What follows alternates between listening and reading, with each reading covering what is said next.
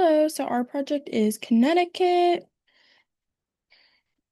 So getting right into that, it's located in the northern eastern, of the United States, up towards the right. That's its founding year, current governor, kind of going into the total population, racial, gender, percentages, diversity, the state income, the employee rate, education, as you can see. I thought it was so neat that seeing the employment rate is 62. That's more than 50% people working. Machinery and mechanical appliances, which contribute about $27 billion to the economy, as well as real estate is really prominent for Connecticut. Unique infrastructure. So they have their State Museum of Natural History, which recover a lot of artifacts on the state's lands. Labor issues. So every state has their issues, but Connecticut has the third largest proportion of older workers nationally, and with the workforce aging, it's causing an issue of a labor squeeze since a lot of young people are driven away due to the cost of living. So it's harder to find uh, candidates to fill these job positions. So when you factor in the cost of living, demographic, and participation trends, it showcases that ongoing labor issue. Unique history. So for Connecticut, there is a historical charter oak. So that's the white oak, which is their state tree. That the charter oak sheltered the colonial charter, and Colt Whitneyville Walker revolver was returned to the Museum of Connecticut History after 50 years. So glad someone had, the memorabilia protected. Now on the consumption. So a good portion of citizens said that they benefited from the state's strong workforce and economy, diverse opportunities in the industry and innovation, and high quality education. A Redditor that replied to my post of how life is like in Connecticut, just because like no one on the team really knew anyone from Connecticut, and so the internet had to come in clutch. So this Redditor was saying how they grew up in one of the towns next to Hartford. They experienced good education, good economy, and they had poor crime areas like East Hartford, of course, like many areas do. Um, but there's good pizza and food compared to the South. And that's their opinion, not mine. When the weekend came around and they wanted to go do stuff, this Redditor was saying how they would go hang out with friends and do bike rides and hike, just very cool outdoor activities.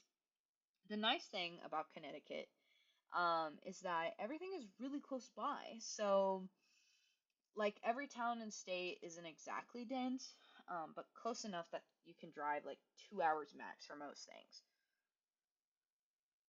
Now on the representation. So in the media, we see a lot of talk about like California and Texas and New York. And so, but let it be known, Connecticut wants their voice to be heard. So when it comes to everyday conversations, a lot of the residents from Connecticut have stated that they need more accurate representation of their state and request more Spanish language stories and community listening sessions to bring people together. When it comes to their public radio, there is a series called Still Here. And this series talks about Native Americans' perspectives and stories, illustrating how there needs to be a more broadened representation from their state that will be channeled through podcasts and on-air segments. When it comes to television, NBC has a series called Connecticut in Color, giving voice to diverse residents, covering topics. Connecticut's identity. Yale University campus. As a core identity marker for the state, Yale University serves to shape Connecticut's identity as elite, academic, and highly prestigious. The school's great record attracts many scholars from around the world. This makes New Haven, the specific city the university is located in, and the state a hub of class, racial, sexual, and cultural identity. Among the locals, there are many instances of tension between the wealthier elitist students and the lower income communities. Gentrification and college life has come to slightly overrun the town, but overall the university is a positive for the city and state as it exemplifies education as a core identity marker for Connecticut. New England coastal culture. There is a strong shared identity built upon seafood, maritime history, and tourism throughout the state, built up by famous coastal towns such as Mystic, New London, and Bridgeport. Nautical history and seafood culture connect the people as these towns mix working-class fish families, diverse immigrant communities, and wealthy vacation homeowners. All of these factors shape the state's identity, as the coastline is a huge part of the regional identity. Hartford, insurance capital of the world. Connecticut also has a strong corporate identity, as the city of Hartford is known as the insurance capital of the world. Hartford also acts as a center of urban, racial, and cultural identity, as the city has a large Latino and Black populations. The contrast of the wealthy corporate companies and poorer neighborhoods reflect the tension between the wealthy and poor found throughout the state. The photo to the left is a photo of the skyline of Hartford. Next up, we're discussing regulation in Connecticut. Connecticut's regulation, gun control. On the left here is a photo of the Sandy Hook Memorial. After the Sandy Hook tragedy, the state of Connecticut is nationally known for having some of the strictest gun control laws. Connecticut regulates strongly public life and places an emphasis on prioritizing public safety and community protection. While there is some tension between the residents and the value of public safety and individual rights, the state has quickly become a model of public safety legislation, government action, and policy regulation. Lack of affordable housing. On the left is a photo of the zoning map in Connecticut. With some of the most controversial zoning laws in the United States, Connecticut has little to no affordable housing available. Racial and economic segregation run rampant throughout the state, as strict zoning laws are enforced by wealthy suburbs, limiting multifamily housing. While the state is trying to reform these laws, there has been great difficulty, as there is conflict between public interests, private property rights, racial equity, and resistance from the suburbs. This visualizes regulation as something that shapes where people live, who has access, and how these resources are shared. Police and public safety programs. Major cities in Connecticut have extensive police presence, community surveillance programs, and CCTV networks. While the greater public safety in the state is acceptable, private regulation found in wealthy suburban communities far outweigh the quality of public regulation. This difference highlights how public versus private regulation differs based on class, race, and economic status. Despite this gap, Connecticut is still known as the second safest state in the United States. Oh man, hot stuff. That is so typical of you. What? That is not the quickest way back to Hartford. Everybody knows that you take Maine to Cherry to Linwood and then grab the I-11. Everybody knows that, Luke. Everybody apparently, but you. So for my first part, I chose the show Gilmore Girls because it is about the movie or the show that takes place in Connecticut. And so it's notable because it represents the state in pop culture, which is really uncommon. I found very little media coverage of Connecticut. And so I learned some things about the actual state from watching this show, about Yale history, road names, like we saw in the video, even though the show is fictional. So that's really cool. It shows life in Connecticut, what it's like, which is also cool because it's really different from living in Texas and other parts of America, and doesn't ignore Connecticut. Normally this state is kind of just like, it can be put in a corner or not talked about enough. And so this show actually gets to just talk about Connecticut. It doesn't just forget that it's, set there. It doesn't just like ignore that. It talks about it and like in that clip that we saw, talking about or street names and city names and all that stuff. So that was really cool. And then for a song, I picked Yankee Doodle, so I'll play a little bit of that.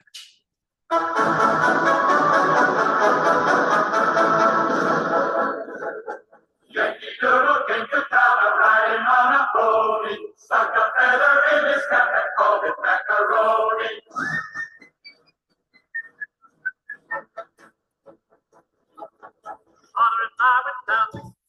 So everyone is familiar with Yankee Doodle. It's a very patriotic song, and it was adopted as the Connecticut state song in 1978. And so it's just cool. It's patriotic, and it's showing that Connecticut was a big part of, American history, especially during the Revolution, as it is one of the original colonies. And Five kind of senses, the state look-alike: sound, smell, taste, and feel. Connecticut reminds me of just like the bright blue, the mix of the noise of the ocean kind of waves going into that, the salty air coming on your face, like if you're kayaking. They're really into their food of, homemade, feeling stuffed and everything. And then it kind of goes into the breeze of the streets that the coast will warm. These are a little bit of our pictures that Cultural background and social identity shape people's values, opportunities, and levels of privilege or disadvantage. This idea is reflected in Connecticut, where individuals with access to higher education, political influence, and well-funded communities often hold significant advantages, while low-income residents and immigrant populations face systemic barriers.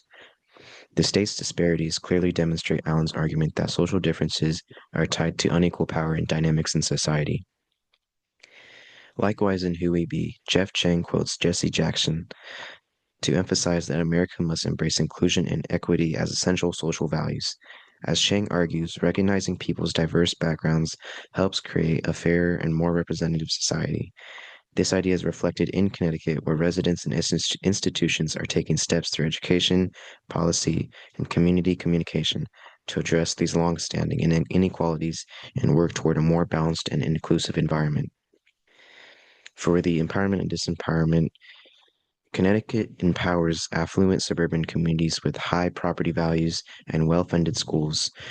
They also empower individuals with access to higher education, such as Yale and UConn, which is within Connecticut, and professional sectors like finance, insurance, and biotech. Connecticut also empowers residents in areas with strong political influence and local control.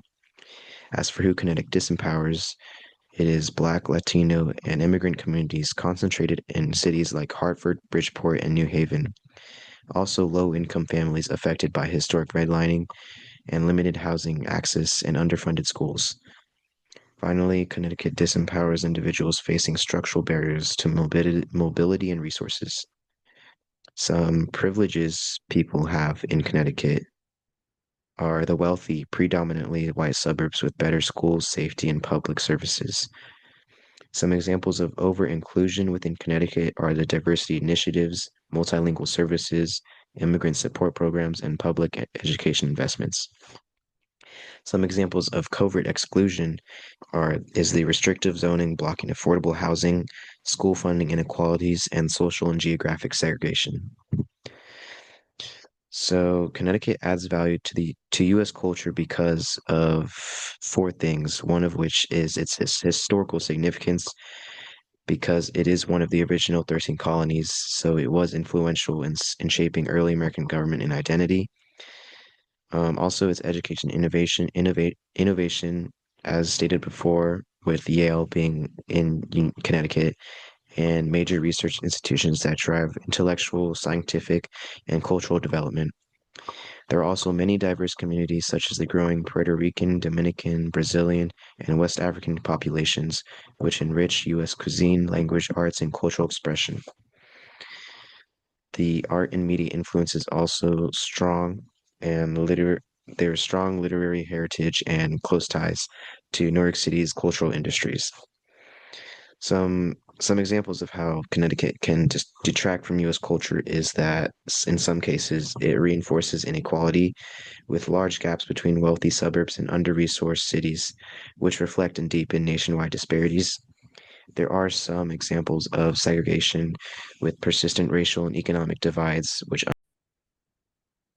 And going into that, these are our references.